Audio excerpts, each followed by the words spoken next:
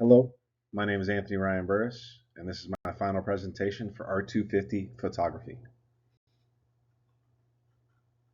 For the first slide, we're going to cover composition. This slide kind of represents one of my favorite pastimes or hobbies, playing the guitar. And this guitar is perhaps my favorite in my collection. Not a relatively expensive guitar, but it is the best sounding one. And I can play a lot of electric and acoustic songs on it and still sound pretty good. The goal for this picture was to kind of display the golden triangle. I utilized the guitar, the amplifier, and the auxiliary cord to kind of shape that triangle portion and make it appealing to the eye. It's also a rule of thirds where if the guitar is your main focus, it's in the right third frame of the picture. I also think it's a good representation of contrast with the very dark colors of both the guitar, amplifier, and even the floor against the textured wall. For the next slide, we're going to cover the concept of light. This is a picture of a flower vase in my daughter's room. These are actually flowers I got her a very long time ago, but she enjoys kind of the dead flower aesthetic, and I think it looks pretty cool.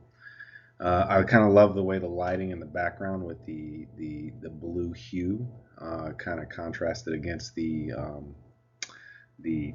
the flowers, and I really tried to kind of get a portrait mode in there to where it would kind of blur in the background and you could focus on the light of the flowers as well. I think you can see the hard light specifically because I tried to maintain a single light source from the left, and I wanted that right side to have the really dark shades, and you can really kind of see it in the petals. Um, More so on the flowers than I think on the leaves, but even on the leaves, you can see, especially that bottom right leaf, you can see that dark um, shading. As far as texture goes, I think you got that smooth background, like I said, that blue smooth background, but then you have the very textured, brittle flowers and leaves that kind of make it really stand out. For this third slide, we're covering black and white. This is my son's R2D2. It's like a robot. It's pretty cool. It's got remote control on it. It's pretty funny. We ordered it, got it for Christmas, and the remote control is via your phone, and they discontinued the app. So we spent all this money and it didn't work.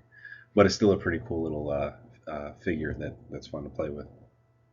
Uh, One of the things that I really kind of wanted to portray in this one, even though it's not window light, I thought that utilizing the bathroom door kind of gives you that window light.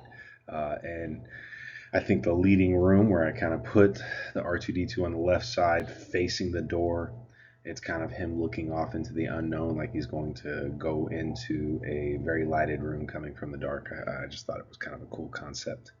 I also wanted to kind of gather the hard lighting. I want to get those shadows. I think the black and white aspect of it added to that.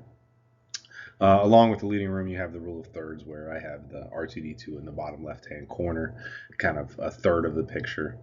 I also want to display the subject size. I think that's kind of one of the parts with the leading room and the subject size because it makes R2D2 look so small and compared to this massive door that he's about to go into with this shining light coming out of it. And I thought that was a pretty cool concept. Slide, we're going to cover 3-point perspective. I actually drove kind of all around the town that I live in to take different pictures of different buildings. And I pulled into a parking lot. And this wasn't even the building I was looking at. This building ended up being to the left. But I kind of saw how the sun, if I stood at a certain angle, kind of just came over the rooftop. And it kind of did these cool effects on the lens, which, I mean, to me is a form of dapple lighting. It could be just reflections or lens flare. Um, I really liked a lot of the pictures I took where I took lights and you could kind of see that lens flare or sun flare coming down, which is pretty cool. I chose the angle that I kind of shot it at because I wanted to try to get that 3-point perspective. I wanted to make sure that we had three, three vanishing points, and not like that set one singular horizon. I also think it the you got the dark blue of the street the green of the trees, the light blue of the sky with the clouds in the background, and then this red brick building standing out in the middle of it. I think that adds good contrast as well. Final slide, we go with portrait of a subject. Um, this is perhaps my favorite baseball player of all time, Ken Griffey Jr. I remember in 1995 when I was 14 years old, and he rounded third, and we made the playoffs for the first time in history. It was pretty cool. But so I have this many of my sports figures that I kind of have hanging around my desk. But what I really like about this picture was not only how he's kind of centered in the frame, and then the way the globe glass kind of takes everything out and makes it blurred, and you can really just see him as the subject, along with the shadow of his legs and stuff from the bat on the ground. But if you look at the lights on the top, those are lights from the room that I in my office. It kind of gives you that leading line to him, which I think is pretty cool.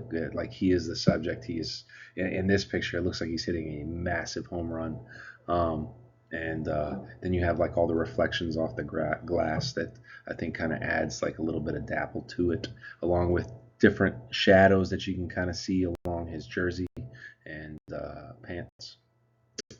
Um, Pretty cool. This is one of my favorite pictures.